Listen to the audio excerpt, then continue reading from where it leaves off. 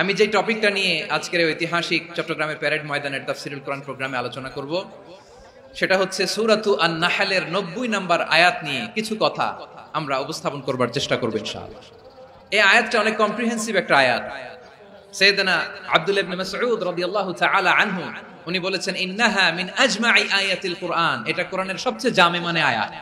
যদিও ছোট্ট আয়াত, অল্প কিছু কথামালা, কিন্তু তিনি বলতেন এটা কোরআনের সবচাইতে জামে মানে সবচেয়ে কম্প্রিহেন্সিভ একটা আয়াত, যেখানে শব্দ কম কিন্তু এটার দোতনা, এটার আবেদন, এটার মিনিং অনেক বেশি। এই আয়াতে আল্লাহ তাআলা বেসিক্যালি আমাদেরকে তিনটা বিষয়ে আদেশ করেছেন আর তিনটা বিষয়ে বারণ করেছেন, মানে নিষেধ করেছেন। 3 do's and 3 don'ts, তিনটা আদেশ, তিনটা নিষেধ। এই ছোট্ট একটা আয়াতে গোটা ইসলামী শরিয়ার the gist, the cream of the creams, গোটা ইসলামী শরিয়ার মূল নির্যাসকে আল্লাহ ঢুকিয়ে দিয়েছেন। তিনটা আদেশ আর তিনটা নিষেধ। আসুন আমরা সরাসরি কোরআন থেকে শুনি, সবাই পড়ুন। আউযু বিল্লাহি মিনাশ শাইতানির রাজীম, বিসমিল্লাহির রহমানির রহিম। ইন্নাল্লাহা ইয়া'মুরু বিল আদলি ওয়াল ইহসানি ওয়া ইতা'i যিল কুরবা وينهى عن الفحشاء والمنكر والبغي يعظكم لعلكم تذكرون।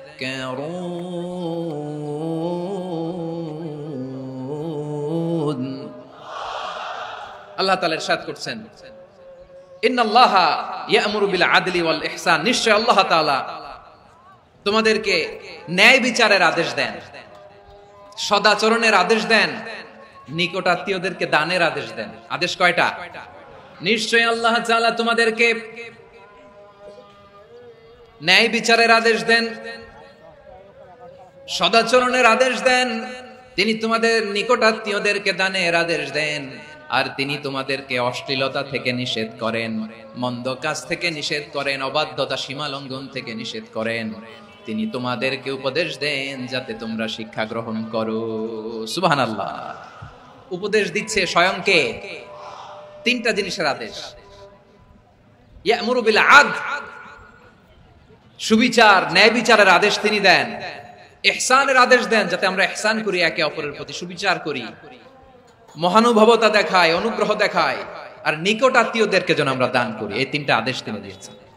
আর কোন তিনটা জিনিস থেকে তিনি বারণ করেছেন? অশ্লীলতা, ফাহশা, মুনকার, মানে সব মন্দ আর অসৎ কাজ, এগুলো থেকে তিনি আমাদেরকে বারণ করেন। ওয়াল বাগি, অবাধ্যতা, সীমা লঙ্ঘন, এই তিনটা কাজ থেকে তিনি আমাদেরকে বারণ করেন। তিনি আমাদেরকে উপদেশ দেন, স্বয়ং আল্লাহ তাআলা আমাদেরকে উপদেশ দেন যাতে করে আমরা শিক্ষা গ্রহণ করি। সুবহানাল্লাহ। আল্লাহ তাআলা প্রথমে আমাদেরকে আদেশ দিয়েছেন আদালের। ইন্নাল্লাহা ইয়া'মুরু বিল আদল, আওয়াজ করে বলুন আল আদাল। আমরা উর্দু জানি, হিন্দি জানি, অনেকে ইংরেজিও জানি, কিন্তু আরবি শব্দগুলো আমাদের মুখ দিয়ে বেরোতে চায় না। আওয়াজ করে বলুন আল আদাল। মাশাআল্লাহ। ইন্নাল্লাহা ইয়া'মুরু বিল আদল, আল্লাহ তাআলা আমাদেরকে আদলের আদেশ দেন। আদল অনেকে না বুঝলেও আদালত শব্দটা বুঝবেন। আদালত, আদালত, আদালত বুঝেন না?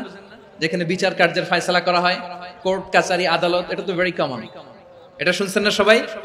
আদালত, যেখানে ন্যায় বিচার হবে, সুশাসন হবে। কিন্তু ভাগ্যের কি নির্মম পরিহাস, ওখান থেকে মিথ্যা সাক্ষী দিয়ে মনমতো রায় দিয়ে দেয়া হয়। এগুলোর পরিবর্তন হওয়ার দরকার আছে না নাই? প্রিয় ভাইয়েরা, আদালত, আল আদল, ইংরেজিতে বলে জাস্টিস, ন্যায় বিচার, সুবিচার, সুশাসন, জাস্টিস, আল আদল, সব জায়গায় এই জাস্টিস থাকা দরকার। Justice should be prevailed in the society. The mission of all prophet was to uphold the justice. সব নবীর মিশন ছিল এই জাস্টিসকে, আদালকে, সুশাসন আর সুবিচারকে নিশ্চিত করা। পড়েন সুবহানাল্লাহ। And the core message of every divine scripture was to uphold justice. পৃথিবীর সব আসমানি কিতাবের মূল শিক্ষা ছিল এই জাস্টিসকে সমাজে এনশিওর করা, সুবিচার, সুশাসনকে এনশিওর করা। তাহলে প্রিয় ভাইরা, আমরা বুঝতে পারলাম আল আদল শব্দের মানে হচ্ছে ইনসাফ বা সুবিচার বা ন্যায় বিচার।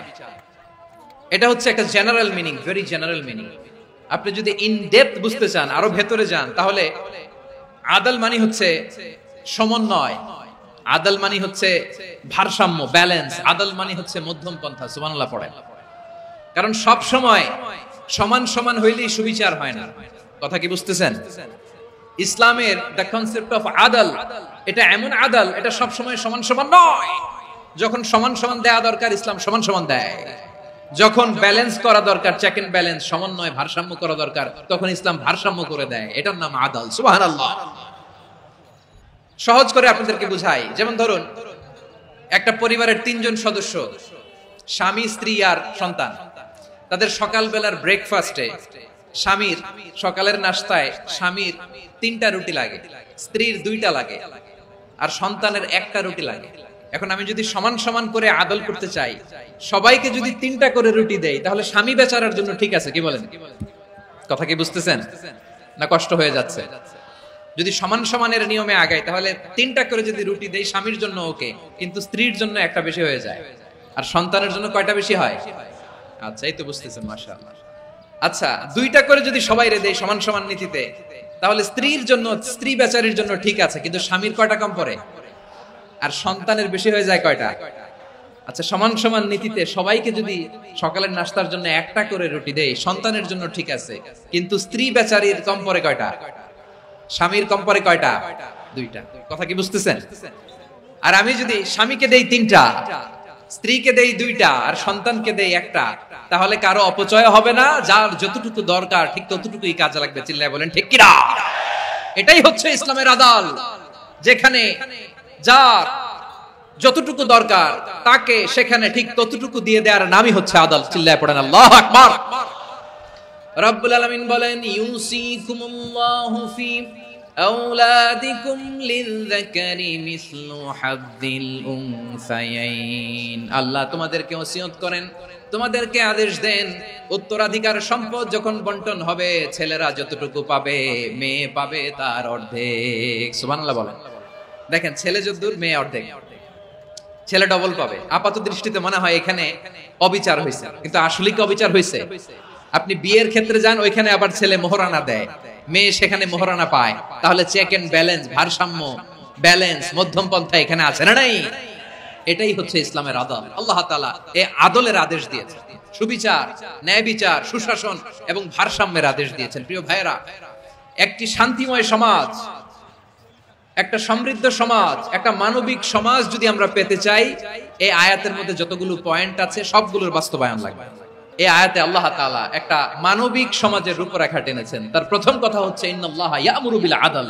আল্লাহ তাআলা তোমাদেরকে আদলের নির্দেশনা দেয়, সুবিচার, সুশাসনের নির্দেশনা দেয়। যে সমাজে আদল থাকে না, সেই সমাজে জুলুম মানুষের ঘাড়ে চেপে বসে। আদলের বিপরীত হচ্ছে জুলুম। আদলের বিপরীত কি? জুলুম বা জাওর, অত্যাচার, অবিচার, বৈষম্য। এই যে বৈষম্য বিরোধী ছাত্র আন্দোলন কমন পড়ছে। এই যে একজন সমন্বয়ক তো দেখা করলো আমার সাথে। জুলুম মানে হচ্ছে বৈষম্য। বৈষম্যের স্থান ইসলামে নাই, অবিচারের স্থান ইসলামে নাই, জুলুমের স্থান ইসলামে নাই।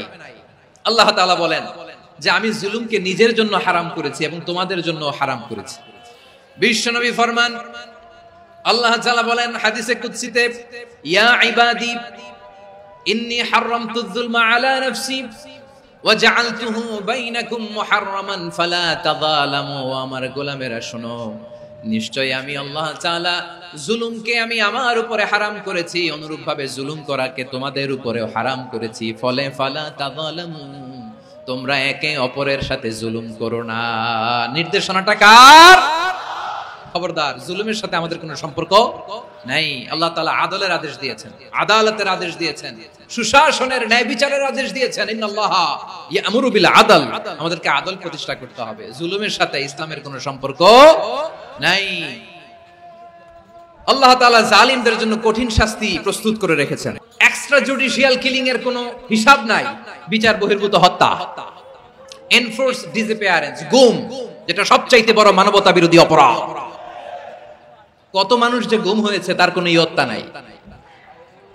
যেই ফ্যামিলির সদস্য গুম হয়েছে, তারা কি ওই লোকটার জন্য মাগফিরাতের দোয়া করবে নাকি সুস্বাস্থ্যের দোয়া করবে তারা নিজেরাও জানতো না, কারণ জানে না ও বেঁচে আছে না মরে গেছে।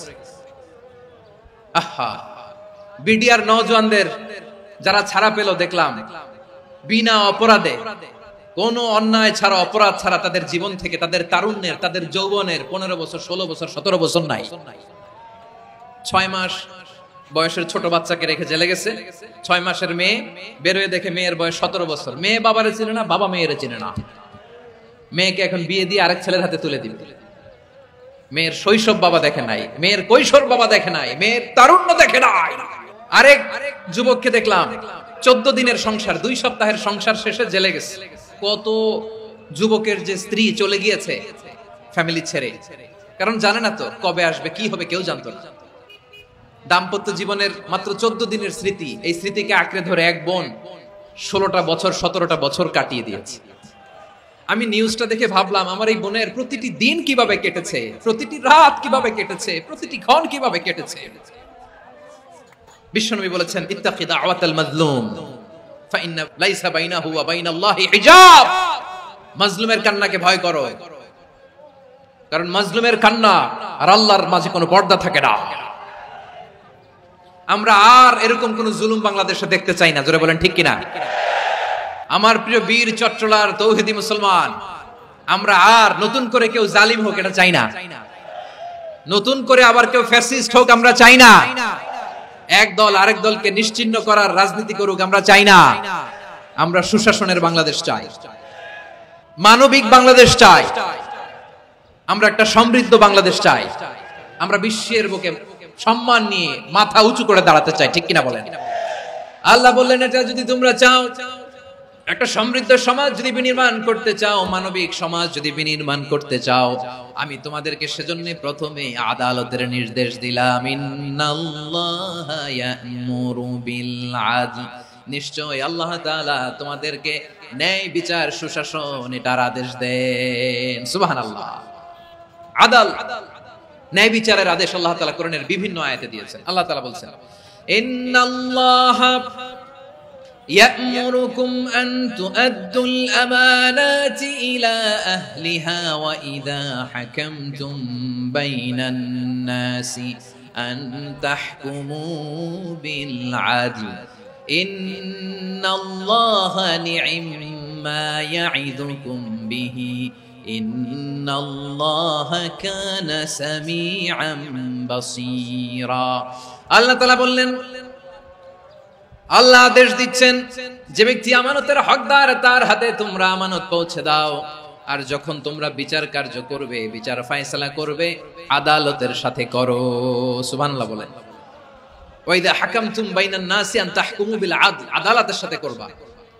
আল্লাহ তাআলা বলেন, যারা জাজ হবে, বিচারক হবে, তাদের যদি বাদী বিবাদীর কারোর সাথে শত্রুতা থাকে, কারোর সাথে যদি কোনো ধরনের রেশারেশি থাকে, আল্লাহ বলেন বিচার কার্য করতে যে ওই শত্রুতা রেশারেশির কারণে আদালতের বাইরে যে অবিচার করে বিচার করো না।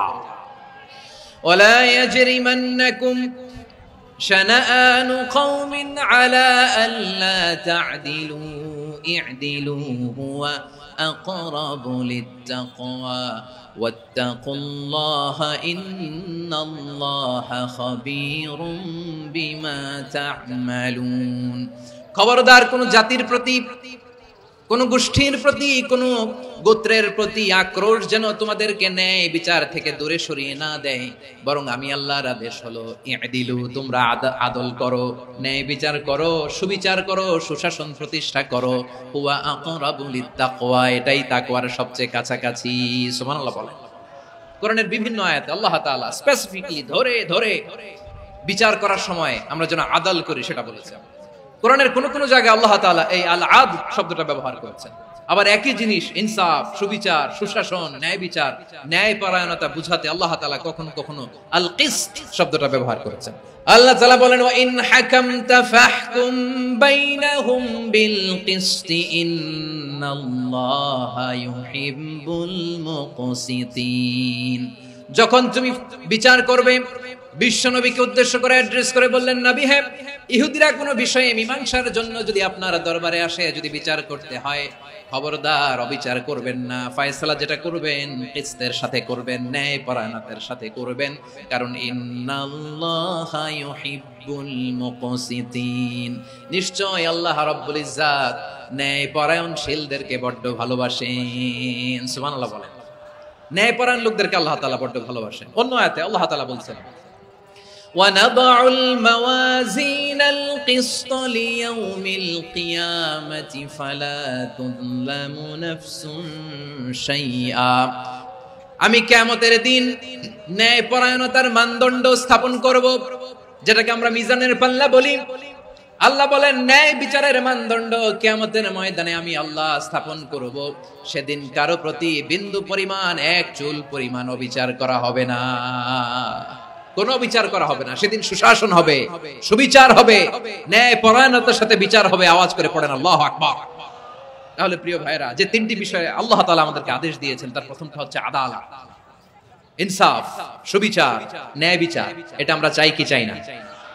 বিশ্বনবী ন্যায় বিচার, ন্যায় পরায়ণতা, সুশাসন প্রতিষ্ঠিত করেন কি করেন নাই? আপনারা বিশ্বনবীর সিরাত যারা পড়েছেন, আপনি দেখবেন বিশ্বনবীর সিরাতের পরতে পরতে, বাকে বাকে, সিরাতের বাকে বাকে এই আদালতের নমুনা মেলে। সুবহানাল্লাহ বলেন। ছোট্ট একটা নমুনা রাসূল সাল্লাল্লাহু আলাইহি ওয়াসাল্লামের আসসিরা আল আতরা থেকে ছোট্ট একটা নমুনা আপনাদের খেদমতে এখানে উপস্থাপন করি। বিশ্বনবী সাল্লাল্লাহু আলাইহি ওয়াসাল্লাম মক্কা বিজয় করলেন 8ম হিজরিতে। মক্কা বিজয় শেষের দিনই কয়েক সপ্তাহ মক্কাতে অবস্থান করলেন। ইন দ্য মিন টাইম মক্কার একটা ভেরি প্রেস্টিজিয়াস এন্ড ডিগনিফাইড ফ্যামিলির নারী চুরিতে ধরা পড়ল। কিসে ধরা পড়ল? আমাদের সমাজে আসেনি এটা? আছে? ছোট না বড়? হিসাব করে শেষ করা যায় না। 3.5 লাখ কোটি টাকা নাই উন্নয়ন প্রকল্পের নামে। 3.5 লাখ কোটি টাকা লিখতে পারবেন আপনি? একটানা লিখতে পারবেন? বুঝতেছেন কত বড় সংখ্যা? হ্যাঁ, বনু মাখজুমিয়া গোত্রের এক নারী মক্কায় চুরিতে ধরা পড়ল। বলেন তো চুরি করলে বিধান কি? কি কাটতে হবে? চুরির বিধান হলো হাত কেটে দাও। তাও সেটা গোপনে নয়, প্রকাশ্যে জনসম্মুখে হাত কেটে দাও। বনু মাখজুমিয়া গোত্রের নারী যখন চুরিতে ধরা পড়লো, সাহাবারা চিন্তায় পড়ে গেলেন। সবেমাত্র মক্কার লোকেরা কালিমা পড়ে মুসলমান হয়েছে, ইসলামের আইন কানুন তেমন জানে না, ইসলামী শরিয়ার সাথে বেশি পরিচিত নয়। এখন যদি বিশ্বনবী চুরির যেই বিধান এটা যদি কায়েম করে হাত যদি কেটে দেয়, না জানি মক্কার লোকেরা আবার বিগড়ে যায়, না জানি মক্কার লোকেরা আবার মুরতাদ হয়ে যায়, না জানি মক্কার লোকেরা ইসলাম থেকে দূরে সরে যায়।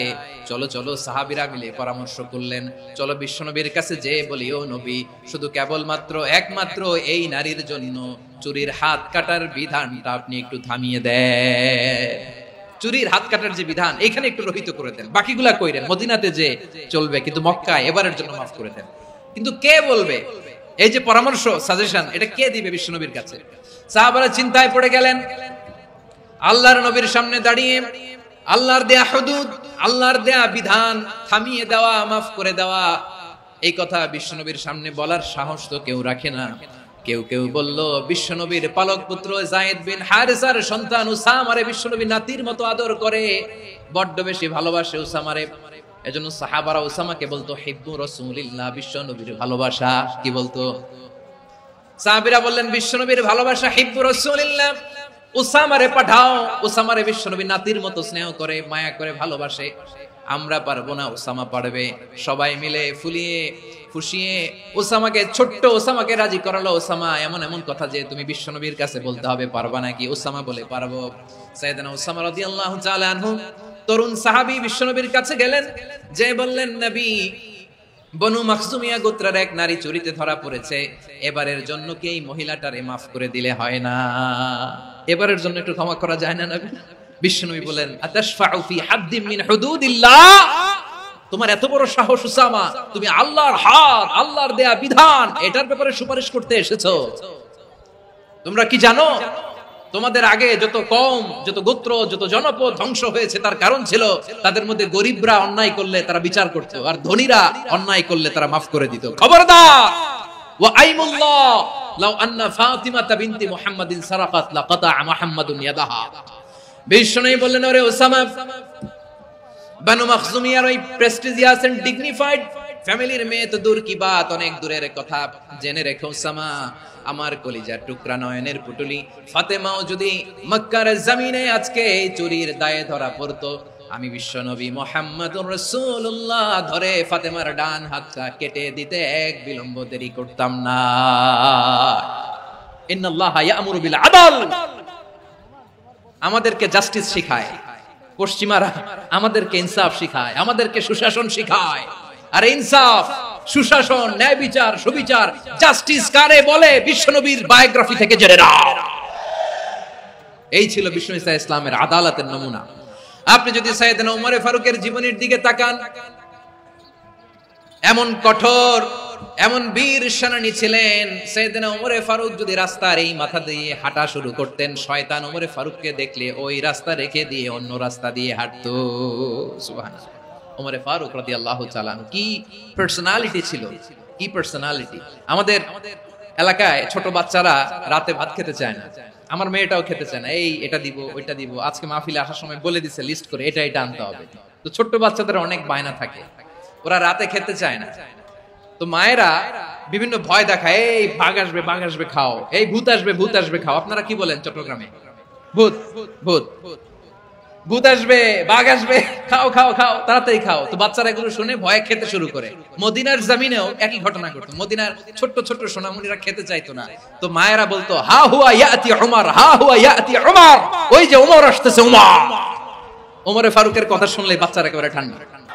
প্রভু তুমি বলেছ রাসূল দেবে না, বলনি দেবে না ওমর, বলনি দেবে না হামজা তারি, খালিদ বিজয় সমর। প্রভু তুমি বলেছ রাসূল দেবে না, বলনি দেবে না ওমর, বলনি দেবে না হামজা তারি, খালিদ বিজয় সমর। প্রভু তুমি বলেছ রাসূল দেবে না। আল্লাহু আকবার। ওমর ফারুক রাদিয়াল্লাহু তাআলা আনহু, ওনার কথা শুনলে গায়ের মধ্যে গুজবাম হয়, গায়ের পশমগুলো দাঁড়িয়ে যায়। সুবহানাল্লাহ বলেন। কি পার্সোনালিটি ছিল, কি ব্যক্তিত্ব ছিল। মুনাফিকরা ওমর ফারুককে জমের মতো ভয় পেত। শয়তান, খুদ শয়তান এই রাস্তা দিয়ে আসলে শয়তান অন্য রাস্তা দিয়ে হাঁটতে। ওমর ফারুক রাদিয়াল্লাহু তাআলা আনহুর জীবনে যদি দেখেন, তাহলে সেখানে আপনি আদালতের, ইনসাফের, সুশাসনের, জাস্টিসের নমুনা দেখতে পাবেন। কয়টা শুনবেন? সাইয়েদনা ওমর ফারুক রাদিয়াল্লাহু তাআলা আনহুর সন্তান আব্দুর রহমান মিশরে মদ খেয়ে মদ্যপ অবস্থায় ধরা পড়েছে। মদ খাওয়ার কারণে, মদ যদি কেউ পান করে আর যদি প্রমাণিত হয়, তার বিচার হলো 80 বেত। আওয়াজ করে বলেন কয় বেত? বাংলাদেশেও তো এই আইন আছে নাকি? বাংলাদেশে আছে? হ্যাঁ, মদ খাইলে 80 বেত, এই আইন বাংলাদেশে চালু হোক, আমরা চাই কি চাই না? একেবারে সহজ, পানির মতো সহজ হিসাব, একেবারে সহজ। ওমর ফারুক রাদিয়াল্লাহু তাআলা আনহুর ছেলে ভুল করে মদ পান করে ফেলেছিলেন। আব্দুর রহমান, ঘটনা ঘটেছে মিশরে। মিশরের গভর্নর তখন আমর ইবনে আস রাদিয়াল্লাহু তাআলা আনহু। আব্দুর রহমানের ভাই যে গভর্নরকে বলল, গভর্নর যদি একটু দয়া করেন, খলিফার ছেলে আমার ভাই আব্দুর রহমান মদ্যপ অবস্থায় ধরা পড়েছে, জনসম্মুখে যদি আপনি বেত্রাঘাত করেন আমাদের প্রেস্টিজ থাকে না, যদি 80 বেত আপনি মারেন আমার কোনো কথা নাই, কিন্তু ঘরের ভেতরে মারেন। আব্দুর রহমানের ভাইয়ের সুপারিশ শুনে সাইয়েদনা আমর ইবনে আস রাদিয়াল্লাহু তাআলা আনহু রাজি হয়ে গেলেন। ঘরের ভেতরে লোকচক্ষুর আড়ালে 80 বেত তিনি মানলেন। কিন্তু ঘটনাক্রমে এই কথা লুকিয়ে লুকিয়ে ঘরের ভেতরে 80 বেত মারার কথা সাইয়েদনা ওমর ফারুক মদিনা থেকে জানতে পারলেন। মদিনা থেকে তিনি ফরমান জারি করলেন, এই বিচার যেমনটি আমর ইবনে আস আদায় করেছে, এটা প্রকৃতপক্ষে আদায় হয় নাই। আসো সবাই মদিনায় আসো, আমর ইবনে আস মদিনায় আসো, আব্দুর রহমানও আসো, সবাই আসো, জনসম্মুখে এই বিচার কার্যকর করতে হবে। সাইয়েদনা ওমর ফারুক মসজিদে নববীর পিলারের মধ্যে নিজের ছেলেকে বাঁধলেন, আবার জনসম্মুখে 80টা বেত তার গায়ের মধ্যে মারলেন। মাজমুয়ে ফাতাওয়া ইবনে তাইমিয়া রাহিমাহুল্লাহ উনি এটা নকল করেছেন। এটা সবচেয়ে বিশুদ্ধ মত। আর অনেক মত আছে, মারা গেছে কবরের উপর, ওগুলো বাদই দিলাম। কেমন খলিফা ছিলেন, কেমন খলিফা! পশ্চিমারা তোমরা জাস্টিস আমাদেরকে শেখাও,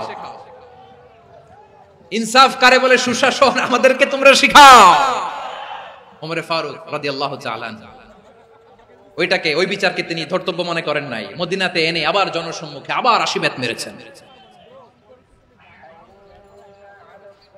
মিশরে ওমর ফারুক রাদিয়াল্লাহু তাআলা আনহু আমর ইবনে আসকে গভর্নর করে পাঠালেন। সেখানে আমর ইবনে আসের ছেলে একটা প্রতিযোগিতায় রানার আপ হয়েছে। এক মিশরি সেখানে চ্যাম্পিয়ন হয়েছে। রানার আপ বুঝতে পেরেছেন তো? সেকেন্ড হয়েছে। এক মিশরি হয়েছে চ্যাম্পিয়ন প্রথম, কিন্তু গভর্নরের ছেলে ও জিততে পারে নাই। ও রাগে ওই মিশরির গায়ের মধ্যে কয়েকটা লাঠি দিয়ে বাড়ি মেরেছে।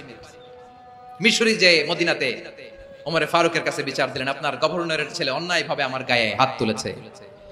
সাইয়েদনা ওমরে ফারুক আবার ফরমান জারি করলেন, আসো মদিনাতে আসো। মিশরীকে ডাকলেন, ওই মিশরের গভর্নর আমর ইবনুল আস রাদিয়াল্লাহু তাআলা আনহুকে ডাকলেন, তার ছেলেকেও ডাকলেন, সবাই বসে রইল।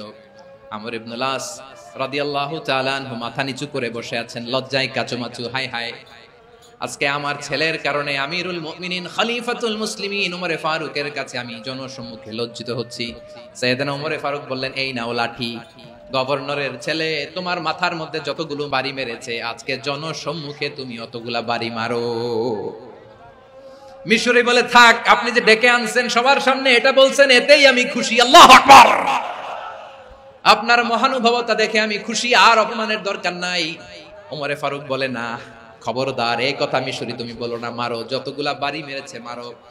বাধ্য হয়ে মিশরী আমর ইবনুল আসের সামনে ওনার কলিজার টুকরা সন্তানের মাথার মধ্যে বাড়ি মারতে আরম্ভ করলেন।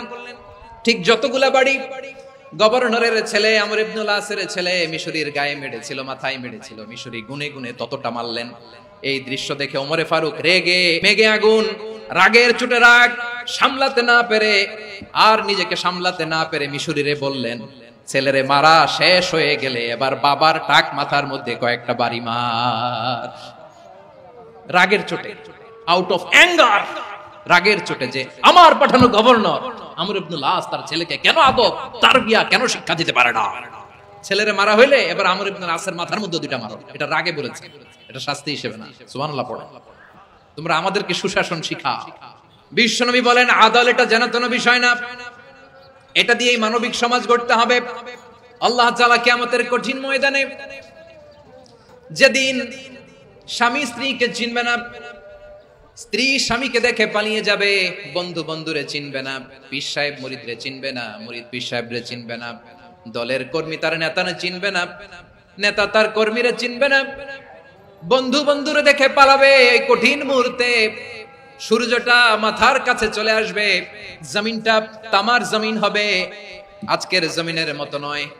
মানুষ ঘর্মাক্ত, ক্লান্ত, শ্রান্ত মাথার মগজগুলো কানের ছিদ্র আর নাকের ছিদ্র দিয়ে বেয়ে বেয়ে পড়বে।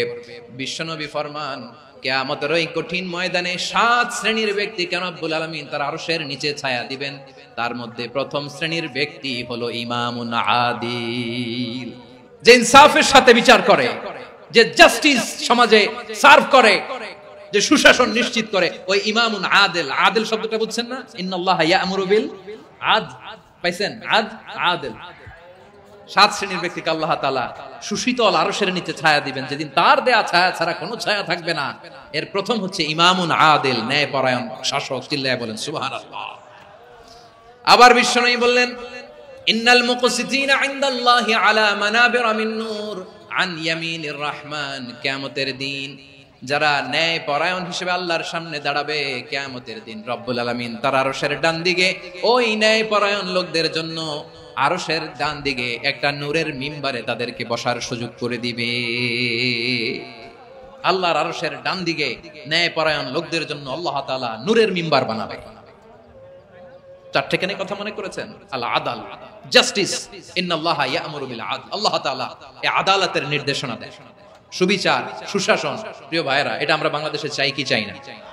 এই যে অরাজকতা, এই যে অন্যায়, এই যে জুলুম, এই যে ইনকনসিস্টেন্সি, সমাজের অসঙ্গতির প্রধান কারণ জাস্টিস নাই, সুবিচার নাই, সুশাসন নাই। শেষবারের মতো আওয়াজ করে বলেন তো, আমরা বাংলাদেশে আদল চাই কি চাই না? তাহলে প্রথম নির্দেশনা শেষ। আল্লাহ তাআলা তোমাদেরকে আদলের আদেশ দেন। এরপর আল্লাহ বললেন, আমি তোমাদেরকে ইহসানের আদেশ দেই।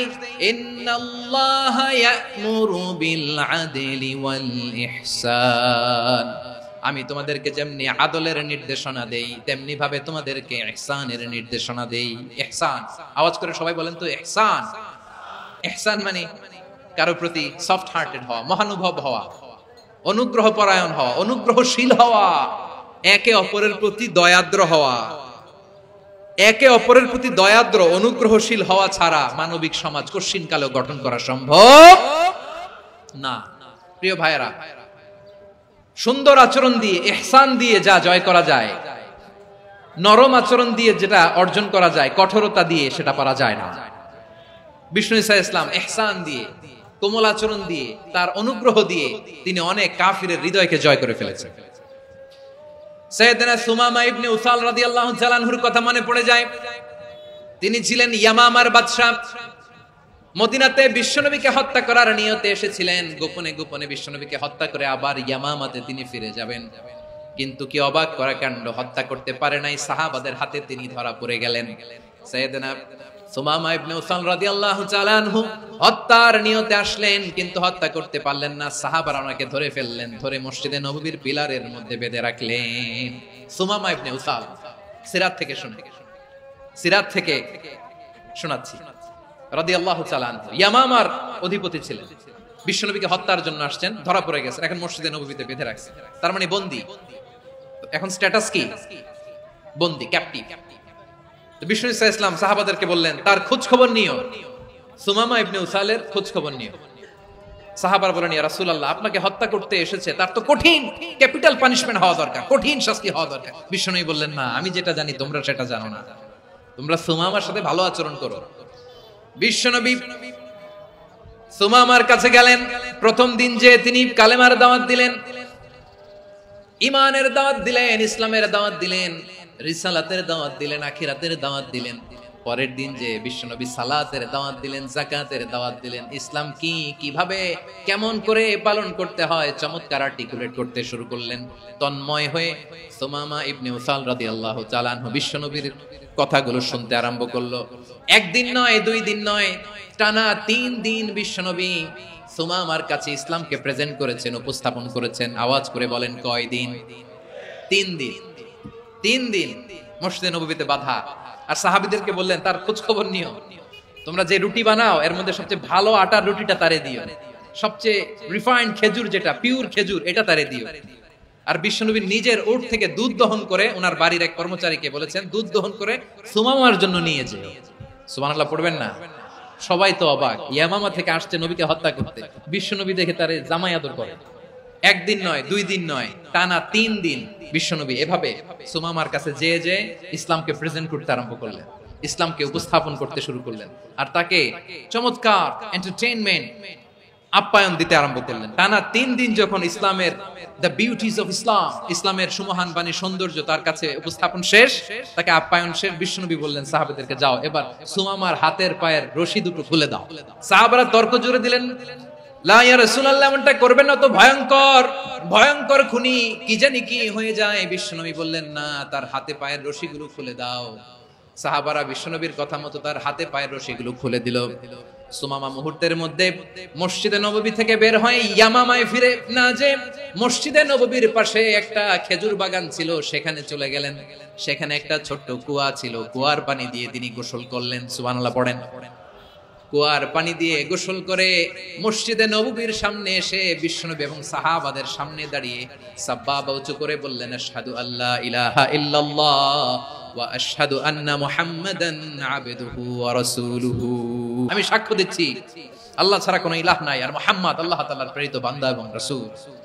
প্রিয় ভাইরা, ইহসান দিয়ে যা জয় করা যায়, কঠোরতা দিয়ে সেটা কঠিনকালেও জয় করা যায় না। আওয়াজ করে বলেন, ঠিক কি না?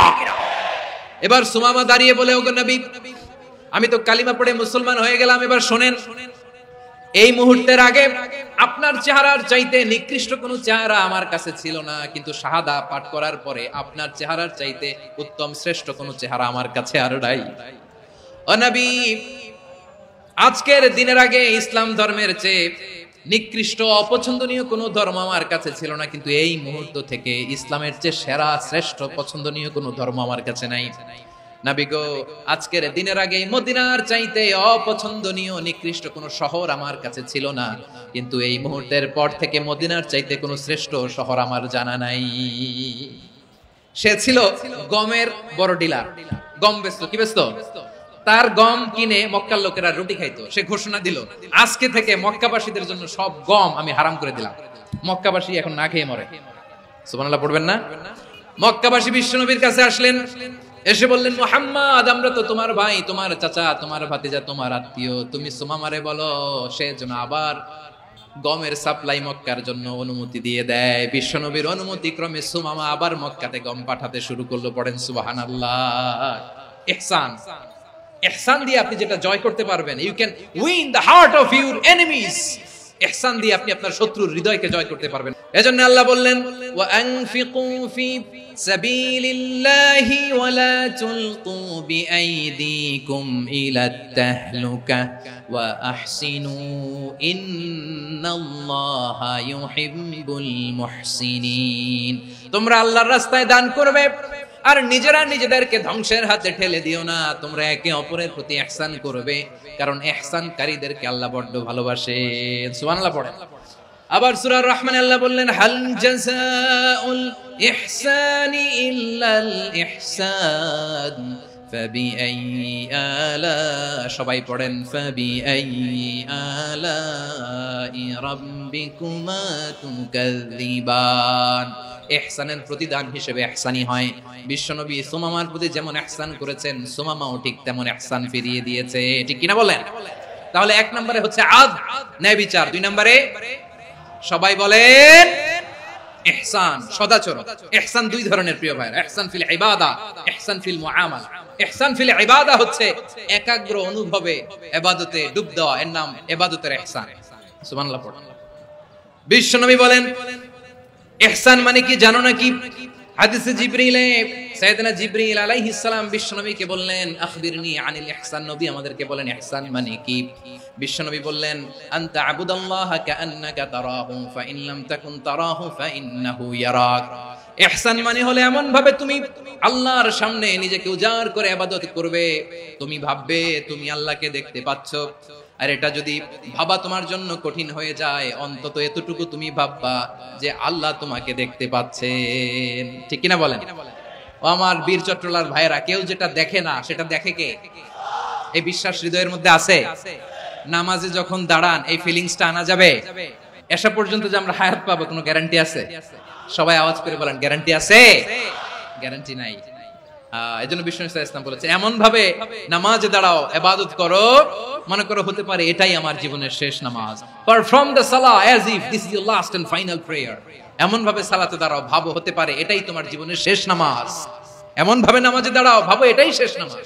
তাহলে নামাজে একাগ্রতা বাড়ায় দিবে কে? ফলে ইবাদতের ইহসান আমাদের অর্জিত হবে।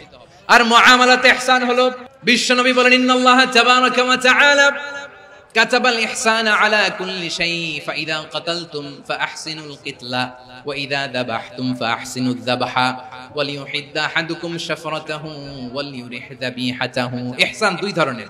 আওয়াজ করে বলতে হবে, কয় ধরনের? একটা হচ্ছে ইহসান ফিল ইবাদা, ইবাদতে ইহসান। ইবাদতে ইহসান কি? একাগ্র অনুভব দিয়ে ইবাদত করা, মন প্রাণ দিয়ে ইবাদত করা। আর মুআমালাতে ইহসান কি? সব কাজে, দৈনন্দিন কাজে, কর্মে, সামাজিক অ্যাক্টিভিটিতে কোমলতা প্রদর্শন করা, অনুগ্রহের সাথে সবকিছু করা। আল্লাহ তাআলা ইন্নাল্লাহা তাবারাকা ওয়া তাআলা কাতাবাল ইহসানা আলা কুল্লি শাই, তিনি সবকিছুর ব্যাপারে ইহসানকে আবশ্যক করেছেন। সবকিছু, মুমিনের সব কাজে ইহসানের পরশ থাকবে। ওয়া ইযা কাতালতুম ফাআহসিনুল কিতলা, বিষ্ণু বলেন তুমি যখন কাউকে হত্যা করো ইহসানের সাথে করো। সুবহানাল্লাহ পড়বেন না? যখন হত্যা করো তখনও ইহসানের সাথে। আচ্ছা, হত্যা করবো আবার ইহসান আসবে করতে করে তো মেরেই ফেলবো আমি। আল্লাহ, ও ভাই একজন খুন করেছে, খুনি, রাষ্ট্রীয় আইনে তার শাস্তি হয়েছে ডেথ পেনাল্টি, মৃত্যুদণ্ড। এখন মৃত্যুদণ্ড দেখে আপনি যেমনি মন চায় তেমনি মারবেন লোকটারে? ওর নাক কেটে ফেলতে পারবেন? ওর কান কাটতে পারবেন? ওর চোখ উপড়ে ফেলতে পারবেন আপনি? যেমন মন চায় তার অঙ্গহানি করা যাবে না। ইহসানের সাথে তাকে হত্যা করা। সুবহানাল্লাহ, this is Islam. This is the true essence of Islam. Wa idha dhabhtum fahsinu dhabha, যখন জবাই করবে তখনও ইহসানের সাথে জবাই করবে। করব জবাই, ওইখানেও নাকি ইহসান। আচ্ছা, কুরবানির দিন আমরা পশুগুলোরে কি করি বলেন? সবাই আওয়াজ করে, জবাই। জবাই মানে তো এটার মেরেই ফেলতেছি, একটু পরে তো টুকরো টুকরো করে গোশতগুলো খাবো, এটা তো খাবো, এটা তো মেরেই ফেলবো। বিষ্ণু বলে না, জবাইয়ের মধ্যেও মুমিনের জবের ভেতরেও ইহসানের পরশ থাকা চাই। যখন জবাই করবে প্রাণীটাকে হাত পা টাইট করে বেঁধে নাও, ছুরিটাকে শার্পেন করে নাও, ধারালো করে নাও, যাতে অল্প সময়ে জবাইটা হয়ে যায়, প্রাণীটা যাতে কম কষ্ট পায়। সুবহানাল্লাহ পড়েন। দিস ইজ কল্ড ইহসান। আল্লাহ তাআলা যেমনি আদলের আদেশ করেছেন, ন্যায় বিচার, জাস্টিস এনশিওর করতে বলেছেন, সমাজে ইহসানের ব্যবহার, ইহসানের অনুশীলন তিনি করতে বলেছেন। এজন্য মুমিনের প্রতিটি কাজে, আমার চট্টগ্রামের ভাইরা আমার দিকে তাকান, খেয়াল করে শুনুন, মুমিন জীবনের প্রতিটি কাজে ইহসানের পরশ থাকা চাই।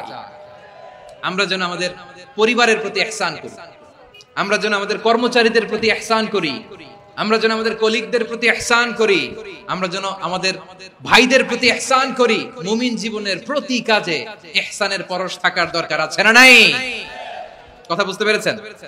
তাহলে আল্লাহ তাআলার তিনটা আদেশ ছিল, কয়টা গেল? প্রথমে কি ছিল? আদল। দুই নম্বরে, তিন নম্বরে রব্বুল আলামিন বললেন ওয়া ইতাইদিল কুরবা, নিকটাত্মীয়দেরকে দান করো। নিকটাত্মীয়দেরকে দাও, যারা তোমাদের ব্লাড কানেকশনের আত্মীয় তাদেরকে তোমরা দাও।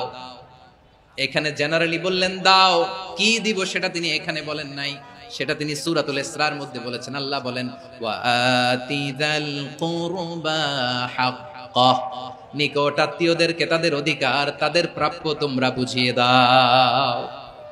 দেখেন, একটা শান্তির সমাজ, একটা সমৃদ্ধ সমাজ, একটা মানবিক সমাজ গঠনের জন্য আল্লাহ তাআলা বেশি না, মাত্র তিনটা অর্ডার, তিনটা ভার্ডিক্ট তিনি জারি করেছেন। এক নাম্বার সুশাসন, ন্যায় বিচার।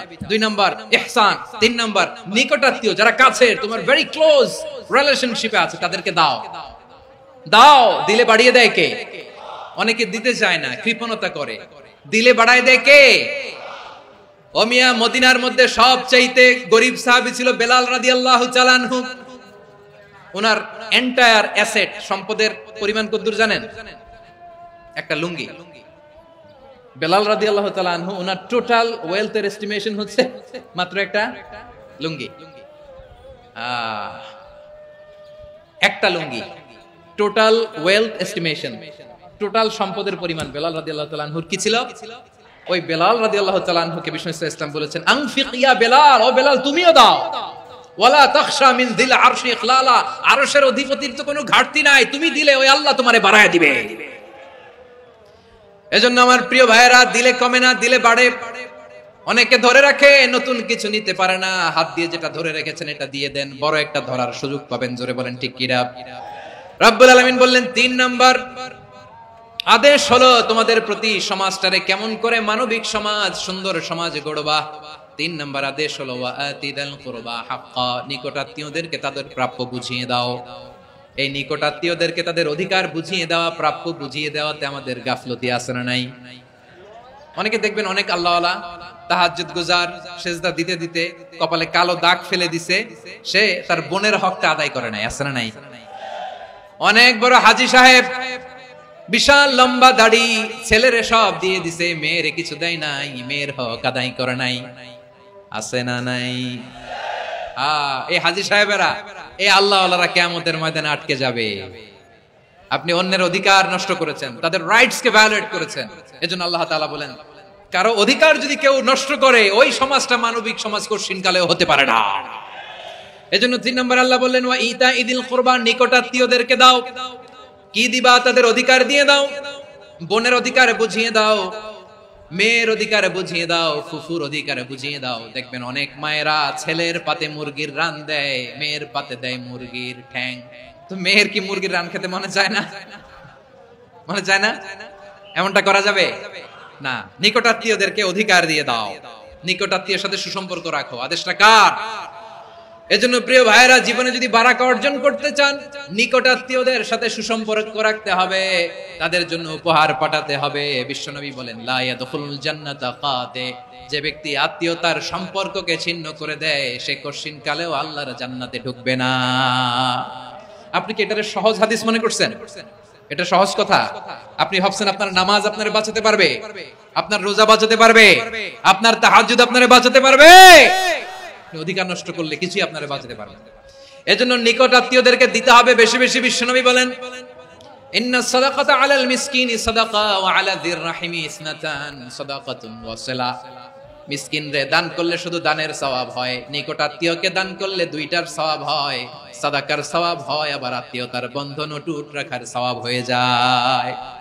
আবার বিশ্বনবী বললেন মান সাররাহু আইয়ুবসাতা লাহু ফি রিজকিহি ওয়া ইনসাআলাহু ফি আসারিহি ফালইয়াসিল রাহিমা যে ব্যক্তি তার রিজিকের প্রশস্ততা চায় আর হায়াতে বরকত চায়, সে যেন তার আত্মীয়ের সাথে সুসম্পর্ক রাখে। আমার প্রিয় চট্টলার ভাইয়েরা, আমাদের রিজিক বাড়ুক, এটা আমরা চাই কি চাই না? সবাই চান? হ্যাঁ, আমাদের রিজিকে প্রশস্ততা আসুক, চাই কি চাই না? আমাদের হায়াতে বরকত আসুক, আমরা চাই কি চাই না? এই দুইটা যদি চান, তাহলে নিকটাত্মীয়দের সাথে সুসম্পর্ক রাখবেন। পারবেন? তাহলে সমাজটারে মানবিক সমাজ বানায় দিবে কে? তিনটা আদেশ চলে গেল। 1 নম্বরে কি ছিল? 2 নম্বরে, 3 নম্বরে নিকটাত্মীয়দেরকে দান। আল্লাহ তাআলা তিনটা জিনিসের যেমনি আদেশ করেছেন, অনুরূপ ভাবে তিনটা বিষয় তিনি বারণ করেছেন, নিষেধ করেছেন, ওগুলোর কাছেও যাওয়া যাবে। রাব্বুল আলামিন বলেন, ওয়ায়ানহা আনিল ফাহশাই ওয়াল মুনকারি ওয়াল বাগি। আমি যেমনি তিনটি বিষয়ে আদেশ করলাম, অনুরূপ ভাবে তিনটি বিষয়ে বারণ করলাম, নিষেধ করলাম। আমার 1 নাম্বার নিষেধাজ্ঞা হলো অশ্লীলতার প্রতি। ফাহশা, ওয়ায়ানহা আনিল ফাহশা, আল্লাহ তাআলা অশ্লীলতাকে নিষেধ করেছেন। কোন জিনিসকে? সবাই বলুন, কোন জিনিসকে? যত ধরনের, যত টাইপের, যত ক্যাটাগরির অশ্লীলতা হতে পারে, সব অশ্লীলতাকে হারাম করেছেন কে? ফাহশা মানে কি? কথায়, কাজে, আচরণে, কমেন্ট, ফেসবুকের কমেন্টসে যত ধরনের নোংরামো আছে, যত ধরনের অশ্লীলতা আছে, এটাকে আরবিতে বলে ফাহশা। রাব্বুল আলামিন বলেন, কুল ইন্নামা حرم ربي الفواحش ما ظهر منها وما بطن। ও নবী, আপনি বলে দেন, আমার রব প্রকাশ্য, অপ্রকাশ্য, স্পষ্ট কিংবা অস্পষ্ট, দৃশ্যমান কিংবা অদৃশ্যমান সব অশ্লীলতাকে হারাম করেছেন। সব ধরনের অশ্লীলতা হারাম। আল্লাহ তাআলা আমাদেরকে অশ্লীলতা থেকে বাঁচান। এবার বলেন, আমাদের সমাজে অশ্লীলতা আছে না নাই? অশ্লীলতা নানা ভাবে, নানা নামে, নানা মোড়কে আমাদের সমাজে আছে না নাই? সংস্কৃতির নামে, ফ্যাশনের নামে, বিনোদনের নামে, উপন্যাসের নামে, কনসার্টের নামে অশ্লীলতা আছে না নাই? আপনি দেখেছেন কনসার্ট গুলোর অবস্থা?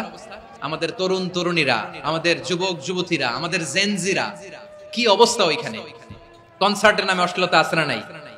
ছেলে মেয়ে একে অপরকে জড়ায় ধরতেছে, একে অপরকে চুমু খাচ্ছে, প্রকাশ্যে, দিবালোকে, গণমানুষের সামনে। আল্লাহ তাআলা এই অশ্লীলতা থেকে আমাদেরকে বেঁচে থাকতে বলেছেন। রূপালী জগতের নামে অশ্লীলতা আছে না নাই? এই টার্মটা আপনারা জানেন না? রূপালী জগৎ কি জগৎ?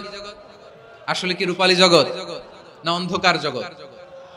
আমার বোনেরা, আপনাদেরকে যে কি বলে তারা বুঝায়, রূপালী জগৎ শুনেই আপনি ভরকে যাবেন না।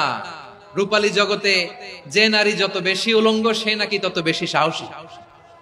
জানেন? বলে এটা একটা সাহসী নারী, খুব সাহসী পদক্ষেপ তার।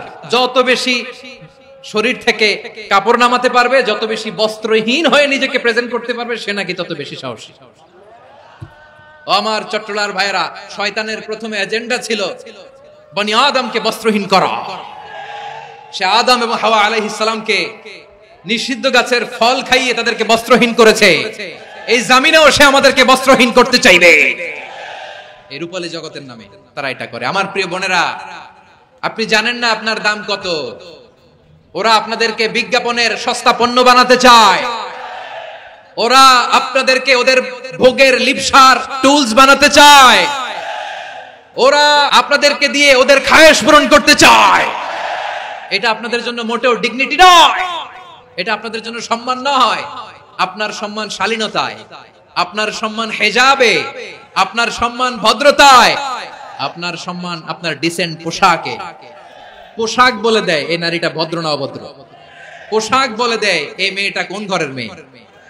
আপনি জানেন না, আপনারা সস্তা পণ্য বানায়, ভোগের পণ্য, বিলবোর্ডে আপনাকে উলঙ্গ করে উপস্থাপন করে। এই অশ্লীলতার সাথে ইসলামের কোন সম্পর্ক। এজন্য আল্লাহ বলেন, আমি অশ্লীলতাকে হারাম করেছি। অশ্লীলতাকে হারাম করার প্রথম কারণ হলো এর মাধ্যমে মানবতাকে অপমানিত করা হয়। কারণ মানুষের সম্মান মানুষের পোশাকে। মানুষ যখন পোশাকহীন হয়ে যায়, বস্ত্রহীন হয়ে যায়, তার সম্মান কমে যায়, ঠিক কিনা? অশ্লীলতাকে হারাম করার প্রথম কারণ হচ্ছে মানুষ মানুষকে অপমান করে। একটা নারী, সে তো সম্মানিত, নারী যে কত সম্মানিত নারীর এটা বুঝেই নাই। বিশ্বনবী বলেন, আদ দুনিয়া কুল্লুহা মাতা ওয়া খায়রু মাতা'আদ দুনিয়া আল মারআতুস সালিহা। আমার বোনেরা, 5টা প্যান্ডেলে আপনারা এলইডিতে আমার আলোচনা শুনছেন, আমি জানি। আপনাদের এই গর্ভ যে কত দামি আপনি জানেন না। আপনার পেট থেকেই আসবে আগামী দিনের সালাহুদ্দিন আল আইয়ুবী। আপনার পেট থেকেই আসবে অনাগত দিনের ইমাম মাহদি আল মুনতাজার। আপনার পেট থেকেই আসবে অনাগত দিনের ফয়সাল, ওয়াসিম, মুগ্ধ, আবু সাইদের মতো বীর যোদ্ধা। আমার প্রিয় বোনেরা, আমার প্রিয় বোনেরা, বিশ্বনবীর কথার ওজন খেয়াল করেন। আর দুনিয়া কুল্লুহা মাতা ওয়া খায়রু মাতা'আদ দুনিয়াল মারআতুস সালিহা। দুনিয়ার সবকিছুই অ্যাসেট, এর মধ্যে সবচেয়ে দামি অ্যাসেট নেককার নারী। আপনার গর্ভ যে কত দামি আপনি জানেন না। নিজের সময়টাকে কাজে লাগান, কোরআন পড়েন, সুন্নাহ পড়েন। আপনার অনেক দায়িত্ব ঘরে। You are the MD of your family. একটা family it's a very big institution. পরিবার একটা অনেক বড় প্রতিষ্ঠান। and you are the MD of your institution. আপনি এই পরিবারের MD, managing director of your family. এখানে আপনার কত দায়িত্ব। আপনি ছেলেমেয়েদেরকে তারবিয়া করবেন। আপনি আপনার স্বামীর জন্য ঘরটারে জান্নাতের নীর বানাবেন। আপনার জন্য জান্নাতের ডুপ্লেক্স বাড়ি ওইখানে তৈরি করে রাখবে কে? আপনি যে কত দামি আপনি জানেন না। নারীদেরকে আল্লাহ বানিয়েছেন উচ্চতর করে, নিম্নতর নয়। নারীদেরকে ছোট্ট জিনিস দিলে এটারে বড় করে দেয়। নারীদেরকে ভ্রূণ দিলে, শুক্রাণু দিলে নারী এটারে বাচ্চা হিসেবে উপহার দেয়, ঠিক কিনা? বিয়ের মাধ্যমে স্বামী যখন তার শুক্রাণু তার স্ত্রীকে উপহার দেয়, স্ত্রী রিটার্নে কি উপহার দেয়? ফুল ফর্ম বেবি, মানব সন্তান। দেখছেন, আপনি দিলেন একটুকুনি, দিছে বিশাল। আপনি যদি নারীকে বাজার এনে দেন, নারী এটাকে সুস্বাদু খাবারে রূপান্তর করে দেয়। আপনি তাকে একটা মুচকি হাসি দিয়ে দেন, সে তার কলিজা দিয়ে দেয়। কিন্তু যদি আপনি তার মনে কষ্ট দেন, সে আপনার জীবনকে জাহান্নাম বানায়া দেয়। নারীর মন বুঝতে পারলে নেয়ামত, বুঝতে না পারলে কিয়ামত। আমার প্রিয় বোনেরা, আপনি যে কত দামি আপনি জানেন না। অনেক দামি আপনি। আপনাদেরকে যেন ভোগের সস্তা পণ্য বানাতে না পারে, আপনাদেরকে সচেতন থাকতে হবে। তাহলে কেন আল্লাহ তাআলা এই ফাহশা, অশ্লীলতাকে হারাম করলেন? 1 নাম্বার, এতে হিউম্যান ডিগনিটি কমে। 2 নাম্বার, এতে মানুষের অধিকার নষ্ট হয়। আপনি বিয়ে করেছেন এরে, পরকিয়া করেন ওর সাথে, এরকম আছে না নাই? স্ত্রীর অধিকার নষ্ট করেছেন। আপনি বিবাহ সম্পর্কে আবদ্ধ হয়েছেন তার সাথে, আপনি পরকিয়া করেন ওই ছেলের সাথে, আপনি আপনার হাজবেন্ডের সাথে বিট্রে করেছেন। এজন্য আল্লাহ অশ্লীলতাকে হারাম করেছেন। অশ্লীলতাকে হারাম করার আরেকটা কারণ হচ্ছে আল্লাহ তাআলা এই হিউম্যান জেনারেশনকে, এটাকে প্রিজার্ভ করতে চায়। হিফজুন নাসল, এটা মাকাসিদুশ শরিয়ার অনেক গুরুত্বপূর্ণ একটা মাকাসিদ, অনেক গুরুত্বপূর্ণ। আপনার নাসল, আপনার জেনারেশনকে সংরক্ষণ করা। এই যে আসতেছে ফেব্রুয়ারি, কত ফেব্রুয়ারি জানো? এটা কি বিশ্ব ভালোবাসা দিবস? হ্যাঁ, কি দিবস? এই বিশ্ব ভালোবাসা দিবসের সাথে মুসলমানদের কোনো সম্পর্ক নাই। আমার প্রিয় ভাইরা, এই যে আপনি অবৈধ সম্পর্কে জড়ালেন, কেন আল্লাহ অশ্লীলতাকে হারাম করেছে দেখেন। বলতেছিলাম যে এটা আপনার নাসল, আপনার জেনারেশন, আপনার লিনিয়েজ, আপনার বংশকে প্রিজার্ভ করা। কে কার বাবা, কে কার মা, বাবা মা জানা, প্রজন্মকে প্রিজার্ভ করা, এটা ইসলাম ওয়াজিব করে দিয়েছে। এই যে অবৈধ সম্পর্কের কারণে, বিশ্ব বেহায়া দিবসের কারণে, এগুলোর আউটকাম, আউটপুট হিসেবে মাঝে মাঝে এই ঢাকা মেডিকেলের ডাস্টবিনে নবজাতকের বাচ্চার কান্নার আওয়াজ শুনতে পাওয়া যায়। চট্টগ্রাম মেডিকেলের ডাস্টবিনে নবজাতকের কান্না শুনতে পাওয়া যায়। বীর চট্টলার মুসলমানেরা বুঝতে পারলে আওয়াজ করে বলেন, এই যে চট্টগ্রাম মেডিকেলে যে নবজাতকটা পাওয়া গেল, ওর বাবাকে আমাকে বলেন, ওর মাকে, ও কোন ফ্যামিলির সন্তান কেউ জানে? আপনি হিউম্যান ডিগনিটিকে অপমান করেছেন না? আপনি তার ভবিষ্যৎকে অন্ধকার করেছেন না? আপনি তার লিনিয়েজকে প্রশ্নবিদ্ধ করে দিয়েছেন না? এই জন্য আল্লাহ তাআলা অশ্লীলতাকে আমাদের জন্য হারাম করে দিয়েছেন। পড়েন সুবহানাল্লাহ। এই জন্য রাব্বুল আলামিন বলেন, কুল ইন্নামা হারামা রাব্বিয়াল ফাওয়াহিশা মা যাহারা মিনহা ওয়া মা বাতান। প্রকাশ্য অপ্রকাশ্য সব অশ্লীলতাকে হারাম ঘোষণা করে দিয়েছে কে? আবার দুনিয়ার বুকে যারা অশ্লীলতার প্রসার করে তাদের জন্য শাস্তি মজুদ রেখেছে কে? রাব্বুল আলামিন বলেন, ইন্নাল্লাযীনা ইউহিব্বুনা আন তাশিআল ফাহিশাতু ফিল্লাযীনা আমানু লাহুম আযাবুন আলীমুন ফিদ দুনিয়া ওয়াল আখিরাতি ওয়াল্লাহু ইয়ালামু ওয়া আনতুম লা তা'লামুন। নিশ্চয়ই যারা বিশ্বাসীদের মাঝে অশ্লীলতার প্রচার প্রসার করতে চায় তাদের জন্য আমি মর্মন্তুদ শাস্তি প্রস্তুত করে রেখেছি, দুনিয়াতেও রেখেছি, আখিরাতেও রেখেছি। ঘোষণাটা কার? যারা এই নাটকের নামে, সিনেমার নামে, রূপালী জগতের নামে, মুভির নামে, ওটিটি প্ল্যাটফর্মের নামে আমার সমাজে অশ্লীলতা ছড়াতে চায়, তাদের জন্য কঠিন মর্মন্তুদ শাস্তি মজুদ রেখে দিয়েছে কে? ও আমার বোনেরা, এখনো আপনি জাগবেন না? এখনো আপনার চিন্তার দুয়ারে এখনো নাড়া পড়ে নাই? ওরা আপনাকে উলঙ্গ বানাতে চায়, ওরা আপনাকে আইটেম গার্ল বানাতে চায়। এজন্য ইসলাম অশ্লীলতাকে হারাম করেছে। হারাম। ইসলাম বলেছে যোজন যোজন দূরে থাকো, ওরা বলে না কাছে আসো, কাছে আসার গল্প, ক্লোজ আপ ওয়ান, কাছে আসার গল্প আছে না নাই? তাহলে অশ্লীলতার সাথে আমাদের কোনো সম্পর্ক? সবাই বলতে পারেননি, আওয়াজ করে বলুন, অশ্লীলতার সাথে আমাদের কোনো সম্পর্ক? আমরা এই সমস্ত ক্লোজ আপ ওয়ান, কাছে আসার গল্পের প্রোগ্রামে যাব? আমরা কোন ধরনের অশ্লীল কন্টেন্ট সোশ্যাল মিডিয়ায়, টিভিতে দেখব? কি যুগ যে আমরা কাটাচ্ছি আপনি কল্পনা করতে পারবেন না। পর্ন ইন্ডাস্ট্রি, নারী পুরুষের বস্ত্রহীন যুগল দৃশ্য, এটাকে দিয়ে ওরা কোটি ডলারের ইন্ডাস্ট্রি বানিয়েছে। পুরো মানব ইতিহাসে এরকম জঘন্য সময় মানব ইতিহাস পার করে নাই। পর্ন এটা ইন্ডাস্ট্রি হয়ে গেছে। আমাদের এই যুবকগুলো, জেনজি গুলো, ওদের চরিত্র বাঁচাবে কি করে? কেমন করে হেফাজত করবে ওদের এই মূল্যবান চরিত্র? আমার প্রিয় ভাইরা, এই অশ্লীলতার দ্য লেটেস্ট ভার্সন হচ্ছে LGBTQ, শরীফ থেকে শরীফা। শুনছেন আপনারা? দেখতে পুরুষ, আসলেই পুরুষ, সুস্থ একজন পুরুষ, 4 সন্তানের বাবা, বলে আমি মনে মনে নারী। দেখতে নারী, সুস্থ নারী, আসলেই সে দিব্যি একজন নারী, বলে আমি মনে মনে পুরুষ। সবচেয়ে ভয়ঙ্কর অশ্লীলতার সবচাইতে লেটেস্ট ভার্সন হচ্ছে এই ট্রান্সজেন্ডারিজম।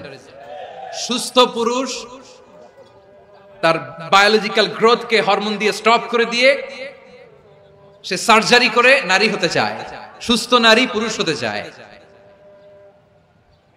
পুরুষ পুরুষের প্রতি সেক্সুয়ালি আকর্ষণ বোধ করে। এটা লূত আলাইহিস সালামের কওমের মধ্যে ছিল। এটাকেও আল্লাহ কোরআনে ফাহিশা বলেছেন। ওয়ালুতান ইয قال لقومه أتأتون الفاحشة ما سبقكم بها من أحد من العالمين। লূত আলাইহিস সালাম বললেন, তোমরা কি এমন এক অশ্লীল কার্যক্রমে ডুব দিলে নাকি যেটা গোটা বিশ্বের কেউ কখনো করে নাই? তোমরাই প্রথম করেছো। পড়েন নাউযুবিল্লাহ। এই পশ্চিমের এই রোগ আমার দেশে যেন আসতে না পারে, আমাদের সজাগ থাকতে হবে। প্রিয় ভাইরা চিল্লায় বলেন ঠিক কিনা? পশ্চিমের অবস্থা ভয়ঙ্কর। পাশ্চাত্যে, আমি যুক্তরাষ্ট্রে ছিলাম অনেকদিন, কয়েক মাস, বিভিন্ন স্টেটে ঘুরেছি। গার্ডিয়ানরা উদ্বিগ্ন।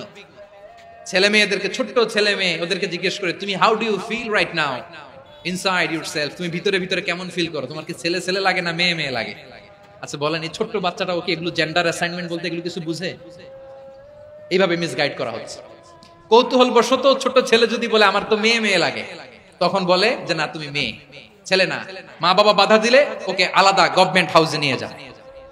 ভয়ঙ্করতম অবস্থা। আমরা একটা সময় শুনতাম যে হুজুর আমার ছেলেটা খুব ভালো, হাফেজে কোরআন, আল্লাহওয়ালা।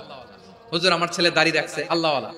হুজুর আমার ছেলে 5 ওয়াক্ত সালাত জামাতের সাথে পড়ে, তার মানে আল্লাহওয়ালা। পশ্চিমে যে আমি কি শুনছি জানেন? ওরা বলে হুজুর আমার ছেলেটা ইউনিভার্সিটির একটা মেয়ের সাথে প্রেম করে, ও খুব আল্লাহওয়ালা, হুজুর দোয়া করবেন। এর কারণ ওদের কাছে আল্লাহওয়ালার ক্রাইটেরিয়া হচ্ছে হুজুর আমার ছেলেটা আরেক ছেলেরে পছন্দ করে নাই, আমার মেয়েটা আরেক মেয়েকে ভালোবাসে নাই, এজন্য আমার ছেলেটা আল্লাহওয়ালা, হুজুর ওর জন্য একটু দোয়া করে দিয়েন। কি চ্যালেঞ্জ ওরা ফেস করতেছে। ওনার ছেলে যে আরেক ছেলেরে বিয়ে করবে না, এটাতেই উনি খুশি যে আলহামদুলিল্লাহ আমার ছেলেটা একটা মেয়েরে ভালোবাসে, আমার মেয়েটা একটা ছেলেরে ভালোবাসে, মানে এটা খুব আল্লাহওয়ালা। নাউজুবিল্লাহ পড়তে পারলেন না? এজন্য অশ্লীলতার সাথে আমাদের কোনো সম্পর্ক।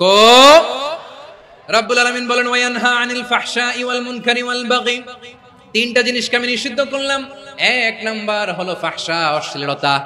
2 নম্বরে হলো মুনকারের সমস্ত মন্দ কাজ। মুনকার মানে হচ্ছে যত মন্দ কাজ, খারাপ কাজ, বাজে কাজ, এটার বলে মুনকার। এটার কি বলে? আপনারা পড়ছেন না তা'মুরুনা বিল মা'রুফি ওয়া তানহাউনা আনিল মুনকার। সৎ কাজের আদেশ, অসৎ কাজের নিষেধ। মুনকার, মুনকার হচ্ছে মানুষের স্বাভাবিক বিবেকবোধ যেটাকে খারাপ বলে, ওইটাই মুনকার। পৃথিবীর সব আসমানি গ্রন্থ যেটাকে খারাপ বলেছে, মানুষের স্বাভাবিক বিবেকবোধ যেটাকে খারাপ বলেছে, এগুলো সব মুনকার। যেমন ইফতিজিং, এটা কি ভালো না খারাপ? মজুদদারি, খাদ্যে ভেজাল দেওয়া, ওজনে কম দেওয়া, মাছে ফরমালিন মিশানো, চাঁদাবাজি, টেন্ডারবাজি, দখলবাজি, এগুলো আমাদের স্বাভাবিক বিবেকেই বলে এগুলো খারাপ, এগুলো হচ্ছে মুনকার। আল্লাহ তাআলা এই মুনকার থেকে আমাদেরকে বেঁচে থাকতে বলেন, আর শয়তান এই মুনকারের প্রতি আমাদেরকে উদ্বুদ্ধ করে। আল্লাহ তাআলা বললেন, ইয়া আইয়ুহাল্লাযীনা আমানু লা তাত্তাবিউ খুতুওয়াতিশ শাইতান ওয়া মান ইয়াত্তাবি' খুতুওয়াতিশ শাইতানি ফাইন্নাহু ইয়া'মুরু বিল ফাহশাই ওয়াল মুনকার। আল্লাহ বললেন, আমার গোলামেরা শোনো শোনো, ও আমার বিশ্বাসী বান্দারা খবরদার, তোমরা কশিনকালেও শয়তানের পদাঙ্ক অনুসরণ করবে না, কারণ শয়তান তোমাদেরকে অশ্লীলতা এবং মন্দ কাজের দিকে উদ্বুদ্ধ করে।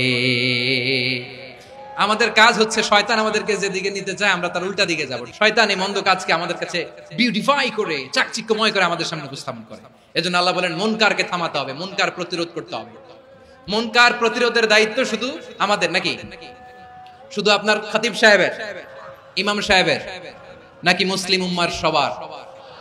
আওয়াজ করে বলুন, মুনকার অসৎ কাজ প্রতিরোধের দায়িত্ব কার? রাব্বুল আলামিন বলেন, কুনতুম খায়রা উম্মাতিন উখরিজাত লিন-নাসি তা'মুরুনা বিল মা'রুফি ওয়া তানহাউনা আনিল মুনকার। তোমাদেরকে শ্রেষ্ঠ জাতি করে জমিনের মধ্যে আবির্ভূত করা হয়েছে, যাতে করে তোমরা জমিনের ভেতরে সৎ কাজের আদেশ করতে পারো আর অসৎ কাজের নিষেধ করতে পারো। উম্মাহ কুনতুম খায়রা, তাহলে গোটা উম্মার দায়িত্ব, এটা বুঝতে পারছেন তো? আচ্ছা, আরো নিচে আসেন। এরপরে আল্লাহ বললেন, শুধু উম্মাহ না, এই জমিনের রাজত্ব আমি যাদের হাতে দেই, এই জমিনের মালিক আমি যাদেরকে বানিয়ে দেই, যাদেরকে আমি সরকারের দায়িত্ব দেই, তাদেরকেও মুনকার প্রতিরোধের দায়িত্ব দিয়েছে কে? আল্লাহ বলেন, যারা ক্ষমতার মসনদে বসেছে তাদেরকে 4 দফা কর্মসূচি আমি আল্লাহ দিলাম। আওয়াজ করে বলেন, কয় দফা?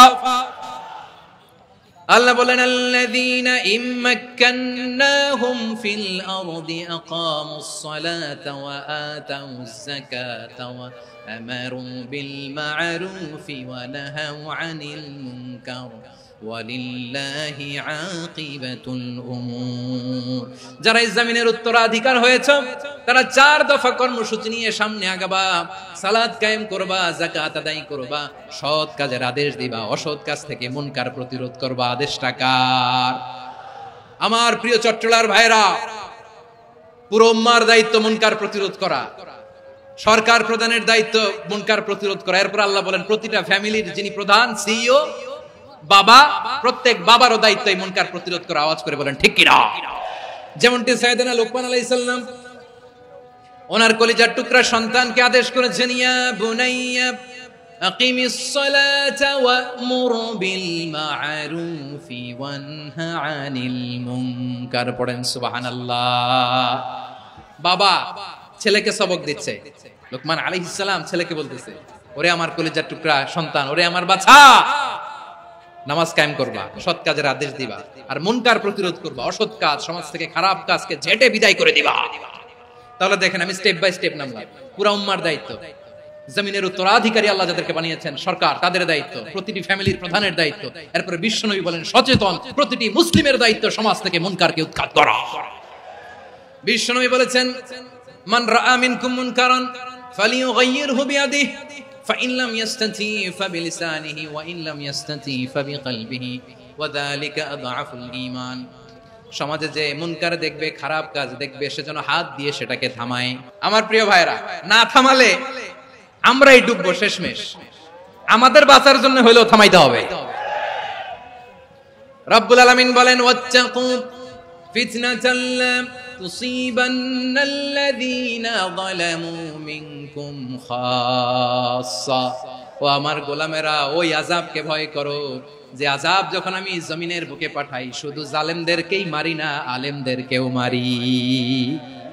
আযাব যখন আসে তখন শুধু জালিমই মরে না, আলেমও মরে। জানেন, মুসা আলাইহিস সালামের পায়ে একবার একটা লাল পিঁপড়া, তো উনি রেগে মেগে পাশি দেখে লাল পিঁপড়ার বাসা, পা দিয়ে ডলে মুছে সবগুলো পিঁপড়া মেরে ফেলছে। এই ঘটনাটা আল্লাহ ঘটিয়েছেন, এজন্য মুসা আলাইহিস সালাম ছিলেন কালিমুল্লাহ, সরাসরি আল্লাহর সাথে কথা বলতেন। তিনি আল্লাহকে জিজ্ঞেস করেছিলেন, আল্লাহ তুমি যখন কোন জনপদে আযাব পাঠাও, শাস্তি দাও, ওখানকার শুধু জালেমরাই তো মরে না, ভালো মানুষগুলাও মরে, তো আযাব দিবা মুশরিকদের উপর দিবা, অবাধ্যদের উপর দিবা, ভালো মানুষগুলারে মারো কেন? আল্লাহ বলেন, মুসা তোমার যে কামড় দিছিল পায়ের মধ্যে পিঁপড়া, কয়টা পিঁপড়া? একটা পিঁপড়া, তো সবগুলারে মারলা কেন? রেগে মেগে পুরো পিঁপড়ার বাসা ভেঙে মেসাকার করলা কেন? আমি যখন অ্যাকশনে যাই, আমি যখন শাস্তি দেই, তখন এত বাস বিচার করা হয় না, বাস বিচার করা যায় না। যখন অ্যাকশনে যাওয়া হয়, ওইটা ডাইরেক্ট অ্যাকশন হয়ে যায়। চিল্লায় বলো ঠিক কি না? এজন্য আমাদের বাঁচার জন্য হলো এই পাপ থামাতে হবে, এই শয়তানের অট্টহাসি থামাতে হবে, অন্যায় অপরাধ সমাজ থেকে আমাদের থামাতে হবে। কারণ আযাব আসলে ওরাও মরবে, আমরাও মরবো। একটা জাহাজ 2 তলা, আপনি আছেন 2য় তলায়, নিচের তলার কিছু লোক জাহাজের তলা ছিদ্র করতে আরম্ভ করছে। কি ছিদ্র করতেছে? আচ্ছা, জাহাজের তলা ছিদ্র করলে তলা দিয়ে কি ঢুকে? এখন আপনি যদি বলেন আমার কি, আমি তো 2 তলায়, আমি তো ভালো আছি, ওরা ছিদ্র করে ওরা মরবে। আসলে কি শুধু ওরা মরবে? তলা দিয়ে যখন পানি ঢুকবে, জাহাজ ঢুকলে আপনিও মরবেন। এজন্য নিজে মরার আগে ওই পাগলগুলোর নিচ তলায় যে থামাতে হবে। চিল্লায় বলেন ঠিক কি না? এজন্য আল্লাহ বললেন, মুনকার প্রতিরোধের দায়িত্ব সমাজের টপ টু বটম সবার। এজন্য মুনকার প্রতিরোধ করার দরকার আছে না নাই? সমাজে এই যে ইফটিজিং হয়, আপনার বোনের বয়সী একটা মেয়েকে কিছু বখাটে টিটকারি করে, এই বলে সেই বলে, নোংরা কথা বলে, রাস্তায় দেখেও আপনি পাশ দিয়ে না দেখার মতো চলে যান কেন? আপনি দাঁড়ান না কেন? আপনি দাঁড়ালেই তো থেমে যাবে, কারণ সত্যের যে শক্তি, তার সামনে মিথ্যা মুখ থুবড়ে পড়ে। আপনার সামনে ও কিছুই না, নাথিং। আপনি দাঁড়ান, ওকে প্রশ্ন করেন যে আমার বোনকে তুমি ডিস্টার্ব করো কেন? আপনাকে দেখে আরো 5 জন দাঁড়াবে, 5 জনকে দেখে আরো 10 জন দাঁড়াবে। আমাদের নীরবতা আর আমাদের নিশ্চুপ থাকাই জালিমদেরকে আরো শক্তিশালী জালিম বানিয়েছে। এজন্য মুনকার প্রতিরোধের দায়িত্ব আমাদের সবার। টেন্ডারবাজি, চাঁদাবাজি, দুর্নীতি, অপরাধ, দখলদারিত্ব, মজুদদারি, এগুলো সবকিছু একসাথে প্রতিরোধ করতে হবে। ঠিক কিনা বলেন? একটা মানবিক সমাজ যদি চাই, প্রতিরোধ করতে হবে। প্রিয় ভাইয়েরা, আল্লাহর শপথ নিয়ে বলি, এই নাসিহাত গুলো সবার জন্য, সব দলের জন্য, সব মতের মানুষের জন্য। আমরা কোন দলের প্রতি মানুষকে ডাকি না, আমরা ডাকি ইসলামের দিকে। সব দলের, সব মতের, সব মানুষদেরকে আমরা আহ্বান জানাই, আসুন আমরা একটা সুন্দর সমাজ বিনির্মাণ করি। এই যে নতুন বাংলাদেশের এক সুযোগ এসেছে, আর জীবনে হয়তো আসবে না, সামনের 100 বছর এই সময় আসবে না। আসুন দেশটাকে আমরা সাজাই, আসুন আমরা দুর্নীতি বন্ধ করি, আসুন আমরা চাঁদাবাজি বন্ধ করি, আসুন আমরা দখলদারিত্ব বন্ধ করি, আসুন আমরা এক দল আরেক দলকে নিশ্চিহ্ন করার যে রাজনীতি, এটা বন্ধ করি। সব দলের প্রতি আমার আহ্বান, আমরা চাঁদাবাজ মুক্ত বাংলাদেশ চাই, জুলুম মুক্ত বাংলাদেশ চাই, ফ্যাসিজম মুক্ত বাংলাদেশ চাই, গুণ খুন খারাপি মুক্ত বাংলাদেশ চাই, আমরা নতুন ভোরের বাংলাদেশ চাই। ওই বাংলাদেশ পাওয়ার জন্য মুনকার প্রতিরোধে, অন্যায় প্রতিরোধে যদি বাঘের বাচ্চার মতো, আবু সাইদের মতো 2 হাত উঁচু করে, বুককে টান টান করে প্রসারিত করে দাঁড়াতে হয়, রাজি আছো মুসলমান? রাব্বুল আলামিন বলেন, ওয়ায়ানহা আনিল ফাহশাই ওয়াল মুনকারি ওয়াল বাগি ইয়াইদুকুম লাআল্লাকুম তাযাক্কারুন। আল্লাহ বললেন, আমি অশ্লীলতাকে নিষেধ করি, আমি সব ধরনের মন্দ কাজকে নিষিদ্ধ করি, সব শেষে আমি সীমা লঙ্ঘনকে তোমাদের জন্য নিষিদ্ধ করি। নিষিদ্ধ করেছেন কয়টা জিনিস? 1 নম্বরে অশ্লীলতা, 2 নম্বরে মুনকার তথা সব মন্দ কাজ, 3 নম্বরে আল বাগি, সীমা লঙ্ঘন, ক্রসিং দ্য লিমিট। সীমা লঙ্ঘন করা ভালো না। We all should know our limits. চিল্লায় বলেন ঠিক কিনা? একই আয়াতে আল্লাহ বললেন, কুল ইন্নামা হারামা রাব্বিয়াল ফাওয়াহিশা মা যাহারা মিনহা ওয়া মা বাতানা ওয়াল ইসমা ওয়াল বাগিয়া বিগাইরিল হক। অন্যায় ভাবে যে অবাধ্য হয়, যে সীমা লঙ্ঘন করে, তাদেরকেও আমি এটা হারাম করে দিলাম। সীমা লঙ্ঘন করা হারাম। আল্লাহ বারবার বারবার আমাদেরকে ওয়ার্নিং দেয়। যখন আমরা থামি না, তখন আল্লাহ ধরে, আর যখন ধরে তখন ছাড়ে না। ধরে ধরে ধরে না, ধরলে আল্লাহ। ফেরাউনকে কিন্তু হুট করে ধরে নাই, আপনারা জানেন, 9 বার ওয়ার্নিং দিয়েছে। ফেরাউনকে আল্লাহ তাআলা ওয়ার্নিং দিয়েছিল কয়বার? রাব্বুল আলামিন বলেন, ওয়ালাকাদ আতাইনা মূসা 9 আয়াতিন বাইয়িনাত।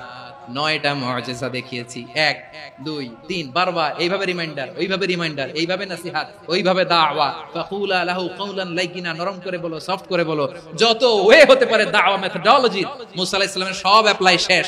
10ম বারে যে আল্লাহ ধরছে, 10ম বারে যে ধরেছে। এজন্য আল্লাহ বলেন আমি সীমা লঙ্ঘনকে পছন্দ করি না। কোরআনের অন্য আয়াতে বাগীকে বলা হয়েছে ইতিদা, সীমা লঙ্ঘন যারা করে তাদেরকে আল্লাহ বলেছেন মুতাদিন। ওয়াকাতিলু ফি সাবিলিল্লাহিল্লাযীনা ইউকাতিলুনাকুম ওয়ালা তা'তাদু ইন্নাল্লাহা লা ইউহিব্বুল মুতাদিন। আমি সীমা লঙ্ঘনকারীদেরকে কোশ্চিনকালেও পছন্দ করি না। আমরা যেন সীমা লঙ্ঘন না করি, রাজি আছেন তো? যে কোনো ক্ষেত্রে ইবাদতে যেন সীমা লঙ্ঘন না করি। অনেকে আমরা ইবাদতে সীমা লঙ্ঘন করে ফেলি। বিশ্বনবী সাল্লাল্লাহু আলাইহি ওয়াসাল্লাম যেটা শিখিয়েছেন এর বাইরে যে অতিরিক্ত বুজুর্গ হতে চায় এরকম আছে না নাই? কোন ক্ষেত্রেই সীমা লঙ্ঘন করা যাবে, এমনকি যুদ্ধ ক্ষেত্রেও না। বিশ্বনবী সাল্লাল্লাহু আলাইহি ওয়াসাল্লাম বলেন খবরদার যুদ্ধ ক্ষেত্রেও সীমা লঙ্ঘন করো না। কি সুন্দর ইসলাম আমরা পেয়েছি। বিশ্বনবী বলেন খবরদার যুদ্ধের ময়দানে কোনো নারীর গায়ে হাত তোলো না, কোনো শিশুর গায়ে হাত তোলো না, কোনো গবাদি পশু হত্যা করো না, কোনো শস্য ক্ষেত্র ধ্বংস করো না, ইবাদতরত অন্য ধর্মের কোনো সন্ন্যাসীর গায়ে হাত তোলো না। বলেন সুবহানাল্লাহ। তাহলে আমরা সীমা লঙ্ঘন করতে পারবো? প্রিয় ভাইরা, একটা সুখী, সমৃদ্ধ, শান্তির সমাজ, মানবিক সমাজ যদি আমরা গঠন করতে চাই, আমাদের আল্লাহর দেয়া কয়টা আদেশ মানতে হবে বলেন দেখি? আর বেঁচে থাকতে হবে কয়টা জিনিস থেকে? আল্লাহর আদেশ কি? 1 নাম্বার আদাল, ন্যায়পরায়ণতা। আমরা সুবিচার, সুশাসন, ন্যায় বিচার চাই কি চাই না? 2 নম্বরে কি ছিল? মাশাআল্লাহ, আমরা যেন সবার প্রতি দয়া পরবশ হই, ইহসান করি। 3 নম্বরে কি ছিল? নিকটাত্মীয়দের দান করা, তাদের অধিকার প্রাপ্য বুঝিয়ে দেওয়া। পাশাপাশি 3টা জিনিস থেকে আল্লাহ বারণ করেছেন, নিষেধ করেছেন। তার প্রথমটা ফাহশা, অশ্লীলতা, অশ্লীলতার সাথে আমাদের কোনো সম্পর্ক। 2 নাম্বার নিষেধাজ্ঞা কি ছিল? আল মুনকার, সমাজের যত মন্দ কাজ এগুলোকে আমরা প্রতিরোধ করব। রাজি আছেন তো সবাই? 3 নাম্বার আল বাগী, সীমালঙ্ঘন। কোন মুসলিম সীমালঙ্ঘন করে না। রাব্বুল আলামিন শেষে বললেন ইয়াইদুকুম লাআল্লাকুম তাযাক্কারুন, আল্লাহ তোমাদেরকে উপদেশ দেন যাতে তোমরা শিক্ষা গ্রহণ করো। আমরা উপদেশ দেব, আমরা জোর করে কাউকে কিছু মানাতে চাই না। লা ইকরাহা ফিদ্দিন ওয়া যাক্কির ফা ইন্না যিকরা তানফাউল মুমিনিন, উপদেশ দিলে এটা মুমিনদের কাজে দেয়। লাস্তা আলাইহিম বিমুসাইতির ইন্নামা আনতা মুযাক্কির, নবী হে আপনি রিমাইন্ডার দাতা, আপনি উপদেশ দিবেন। আমরাও বিশ্বনবীর এই হাদিসগুলো থেকে, কোরআনের আয়াত থেকে রিমাইন্ডার, এই কথামালা, বাণী বাহক হিসেবে এই বাণীগুলো আপনাদের সাথে কাছে পৌঁছে দিলাম। আমরা আল্লাহ তাআলার কাছে প্রার্থনা করি, আল্লাহ আমরা যেন আদল দিয়ে আমাদের সমাজকে গঠন করতে পারি। আল্লাহ আমরা যেন ইহসান করতে পারি, আমরা যেন নিকটাত্মীয়দের দান করতে পারি। আল্লাহ যত ধরনের অশ্লীলতা, অনাচার, মন্দ কাজ, সীমালঙ্ঘন, অবাধ্যতা থেকে যেন আমরা বেঁচে থাকতে পারি। আল্লাহ তাআলা আমাদের সবাইকে কথাগুলো বুঝার ও আমল করার তৌফিক দান করুক। হাযা মা ইনদি ওয়াল ইলমু ইনদাল্লাহ আলাইহি তাওয়াক্কালতু ওয়া ইলাইহি উনীব। সুবহানাকাল্লাহুম্মা বিহামদিকা আশহাদু আল্লা ইলাহা ইল্লা আনতা আস্তাগফিরুকা ওয়া আতুবু ইলাইক।